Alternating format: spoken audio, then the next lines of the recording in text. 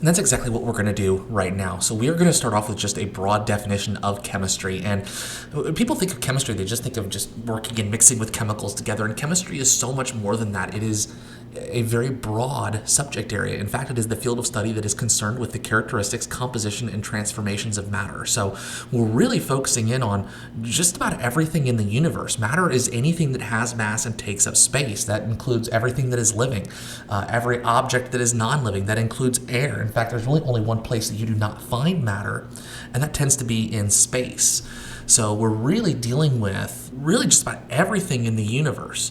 The universe itself is actually solely made up of two things. It's made up of either matter or energy. So we're really focusing in on the matter. Now, energy does play a big role in the changes and transformations of matter that we will dive into. But kind of a side note in talking about the vacuum of space. Astronauts communicate with each other through electromagnetic waves, which are composed of energy. But astronauts are actually trained if they don't or lose access to their ability to communicate. You can scream all you want in space. In fact, there's a very famous phrase that in space nobody can hear you scream, and that's very true because there's no medium for the sound waves that are produced by your voice box to be able to travel through. And so what astronauts are trained to do is if they cannot communicate in space, say there's two astronauts, they will actually take the helmet of each other and they will touch their helmets. And that actually allows for the sound waves to travel through the space helmets from one into another in order to be able to effectively communicate with one another. So, and just an interesting little fact, tidbit, if you will, but when we were talking about chemistry, we're really focusing on the study of matter and its transformations, and it's quite a broad subject area. And so there are many different properties that we utilize to describe matter, the various characteristics of a substance that are used to identify and describe it, and we're going to break it down into a couple of different properties. One is what is known as an intensive property. That is a property that does not change with the amount of matter. So if you take a look at the examples that are listed above, temperature, for example, the boiling point of water is 212 Fahrenheit or 100 degrees Celsius. We will be focusing in on Celsius because it's the right way to do things, but it's also the way that we do things in science. But regardless of whether you have a small pot of water or a large pot of water, it is going to boil at 100 degrees Celsius. Now we also have what are called extensive properties, and these are properties that change with a change in the amount of matter that you have. So that same pot of water is going to have a larger volume because there's more water associated with it. Same with mass. The larger pot is going to have greater mass because there is more matter that is found in the pot that is larger when compared to the one that is smaller. There's other types of property that we are going to be dealing with. We're primarily going to focus on physical and chemical properties, and it's really important to understand the difference between these two types of properties. So let's go through them individually. The first is what is known as a physical property, and that is a characteristic of a substance that can be observed without changing the basic identity of the substance in and of itself. So when you're trying to characterize these different properties, the best way to go through and do that is to determine, am I making a change by making this observation? So for example, if I try to observe the color of something, its physical state, whether it is a solid, liquid, or gas, the boiling point, freezing point, hardness of something, that really does not change the substance or identity of the material. So as a result, those are going to be known as physical properties. On the other hand, we have chemical properties, and these are characteristics that describe a way the substance undergoes or resists changes to form a new substance. So you have to ask yourself the question, does it change the chemical, or does it describe a resistance to the change in the chemical in and of itself? So for example, rusting. Rusting is the process in which iron becomes iron oxide. That is a way that we can determine or identify a chemical change because we are taking something and we are converting it into a new chemical. Anytime you see the word reacting, gas forming, new substances are being produced from a change, that is a chemical property. Mixing with a separate chemical to produce something different. A lot of times burning is a chemical change. When we burn wood, you can see flames and smoke coming up from that, and that's because the carbon and hydrogen and oxygen that takes place in that reaction is being converted into carbon dioxide, carbon monoxide, and a variety of other chemicals. Sometimes a color change is indicative of a chemical change. I know we didn't talk about it previously as, color as being one of those things that, is indicative of a physical change rather than a chemical one, but we're talking about the color changing. And for the most part, all of these rules tend to apply 100%. Sometimes color changes don't necessarily indicate a chemical change. For example, if I were to take a red chemical and mix it with a white chemical, the new chemical might appear to be pink, not necessarily because of a chemical change, but rather the two colors mixing together end up producing a lighter hue of red, which might be identifiable as pink. So just a couple of things to think about in regards to determining the difference between chemical and physical properties. So what I've done here, and this is very typical of how these lectures end up turning out, is I talk a little bit about the material, and then what I'd like you to do is take an opportunity and pause to go through and evaluate each of these situations as either a physical or chemical property and provide a little bit of justification for your reason. Okay, there are fill-in notes that are available online, but if you're doing this pencil and paper, again, just feel free to do this on your own. So pause the video, take about a minute, and go through and try to figure out if each of these following properties of metals is classified as a physical or chemical property, and provide a brief justification for your reasoning. So hopefully you've gone through and analyzed these, so let's go through them one at a time. The very first one is going to be a chemical property. Iron metal reacting with moist air produces rust. And rust, as we mentioned before, is one of the keywords you're looking for to determine if something is either a physical or chemical change, so that is an example of a chemical property. It says B here, mercury metal is a liquid at room temperature. Liquid refers to its state of matter, and when we talk about states of matter, we're referring to its physical property. The ability to be able to determine if something is a liquid does not change the substance chemically, so we can identify it as a physical property. Nickel metal dissolving in acid to produce a light green solution. So we're talking about nickel reacting in acid. We're also talking about a color change. So as a result, this is a chemical property. We see a change in color that indicates that a new substance has formed from other substances. And the last one says potassium has a melting point of 63 degrees Celsius. Again, melting point and boiling points. They're physical properties. And this is something that we'll discuss a little bit later on, but physical changes, that is changes in state from solid to liquid, liquid to gas, etc., are not chemical changes. We're not changing the chemical identity of the material. If you take an ice cube, which is made up of molecules of H2O, and you melt it, you end up with liquid water, which is still molecules of H2O. And so as a result, it does not change the chemical composition. You end up with a physical property / physical change. Got 4 more for you. Take a minute or so, and we'll be back with you here in just a moment.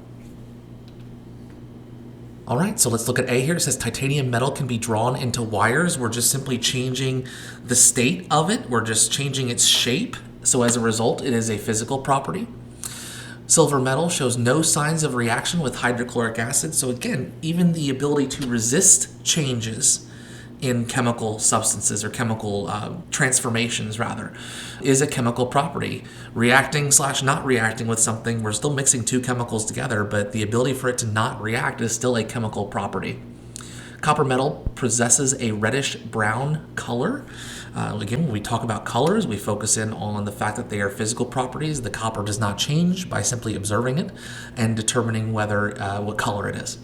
And then lastly, beryllium metal, when inhaled, reacts with chemicals in the body to produce serious lung damage. It literally says reacting in there. That is a chemical property. So again, really focus in on, does the observation I am making chemically change the substance into something different?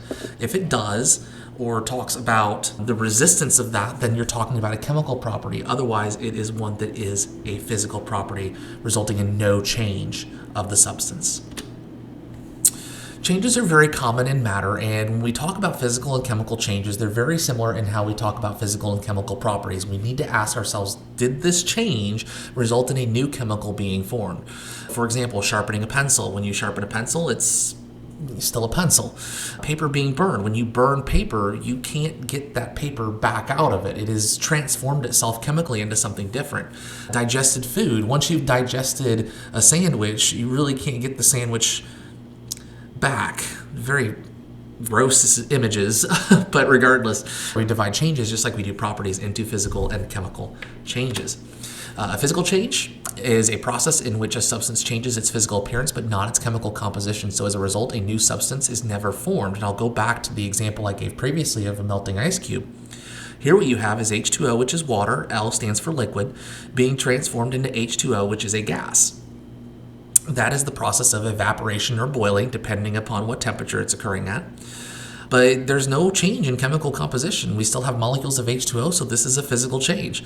And that includes things like melting, freezing, evaporation, condensation. You can look at all of the examples that are here on the right-hand side. Crushing an aluminum can, it's still an aluminum can. Melting an ice cube, we still have water. Boiling water, we still have water. Mixing sand with water, the sand changes consistency, but you don't end up actually changing chemicals as a result of it. Chopping wood, shredding paper, mixing red and green marbles, you still have red and green marbles. We'll talk about the different names for changes in states of matter, but this chart is something you definitely need to memorize and understand that there's different ways that we can transform states of matter. A lot of these you're going to be very familiar with already: freezing and melting, going between solid and liquid, or liquid and solid, condensation and vaporization, going from liquid to gas and gas to liquid, respectively. One that's very interesting is sublimation and deposition, and that is literally skipping the liquid state and going from a solid to a gas. A lot of times, sublimation and deposition have to happen at very specific temperatures and very specific pressures. One good example of sublimation is if you were to go to Meijer or your local grocery store, you can typically pick up frozen carbon dioxide, and that actually sublimates. It goes directly from solid to a gas, which is perfect for road trips, because if the carbon dioxide, first off, it's very, very cold, negative 100 degrees Celsius, even cooler than that, so very, very cold. But in addition to that, there's no cleanup afterwards because it just sublimates directly into a gas. You don't have to worry about the cleanup of the water that's left over after regular ice melts. Dry ice is frozen carbon dioxide. So it would just sublimates directly into a gas, and you don't have to worry about the cleanup. So these are definitely things you want to make sure that you will go through and memorize. So we're going to end up here with chemical changes, and these are processes in which a substance undergoes a change in chemical composition. It always forms new materials which have properties and a composition that is distinct from the original materials that we started with. So things, again, like reacting, rusting, burning. You have lots of different examples on the right-hand side here. Metabolism, cooking an egg, baking a cake. A really good way to think about chemical changes, and it doesn't work 100% of the time, but it works a majority of the time, is to ask yourself, can I get this back to its original state? Can I get the original materials back from the products of my reaction? So for example, burning wood. You can burn wood, but you can't really unburn it, right? You can't get the wood back from that. Metabolism. When you digest food, you're not going to get the food back out of it. Cooking an egg. I use this as a very good demonstration of why we wear safety goggles in the lab. You mix egg with hydrochloric acid, it chemically cooks the egg. You can't uncook an egg. You can't unrot a banana. So again, if you really think about it that way, it makes it very easy to determine when a chemical change has gone through and when it has taken place. So again, a few more examples here. Take a minute, pause the video, go through and evaluate these, and we will come back and go through the answers here in just a moment. So part A here says the fashioning of a piece of wood into a round table leg. Again, it is still a piece of wood, essentially. We have not undergone any chemical changes whatsoever. So it's a physical change. The leg is still made of wood. A vigorous reaction of potassium metal and water to produce hydrogen gas. Talks about a reaction there. We're producing something that's very different. That is a chemical change. A new substance, hydrogen, is produced from that reaction. Straightening a bent piece of iron with a hammer. Well, it's still a piece of iron, so it is just a physical change. And ignition and burning of a match, that is a chemical change. New substance, heat, and light are produced from that.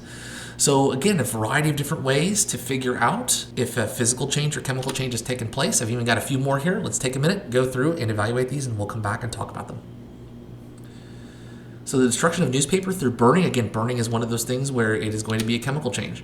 Grating of a piece of cheese, we just took a big piece of cheese and made smaller pieces from it, so that's a physical change. Heating of a blue powdered material to produce a white glass substance, that's a chemical change. We're producing something very different here. And then the crushing of ice cubes to make ice chips, it's still ice, so it is a physical change. So again, take some time, go through, practice, figure out what ways we can determine physical changes, what ways we can determine chemical changes, and you'll be just fine.